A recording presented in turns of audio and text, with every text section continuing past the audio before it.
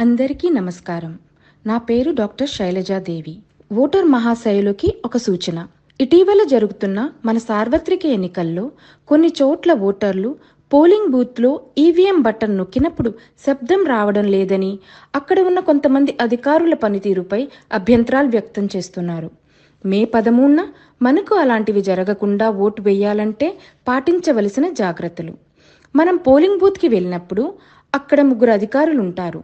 మొదటి అధికారి మన వివరాలను పరిశీలించి మనకి ఒక స్లిప్ ఇస్తారు. రెండో వారు మన చేత సంతకం పెట్టించుకుంటారు. మూడో అధికారి మన చేతి వేలికి ఇంక్ మార్క్ వేస్తారు. ఈ అధికారి దగ్గరే ఈవీఎం యాక్టివేషన్ మెషిన్ అనగా మాస్టర్ కంట్రోల్ యూనిట్ ఉంటుంది. అది నొక్కినప్పుడే ఈవీఎం యాక్టివేట్ అవుతుంది. అప్పుడు మనం పరదా చాటున ఉన్న ఈవీఎంలో మనకి నచ్చిన అభ్యర్థికి ఓటు వేస్తాం. మనం బటన్ నొక్కినప్పుడు ఒక శబ్దం వస్తుంది. వెంటనే పక్కనే ఉన్న వీవీప్యాట్లో మనం ఓటు వేసిన అభ్యర్థి పేరు, పార్టీ వివరాలు డిస్ప్లే అవుతాయి. ఒకవేళ మనం బటన్ నొక్కినప్పుడు శబ్దం రాకపోతే మన ఓట్ పడలేదు అని అర్థం. ఆ మూడో అధికారి EVM monitor control unit activate చేయలేదు అని అర్థం.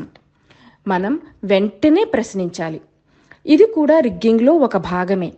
వృద్ధులు, కొత్త ఓటర్లు ఇది గమనించకుండా పోలింగ్ బూత్ నుండి వెళ్ళిపోతారు.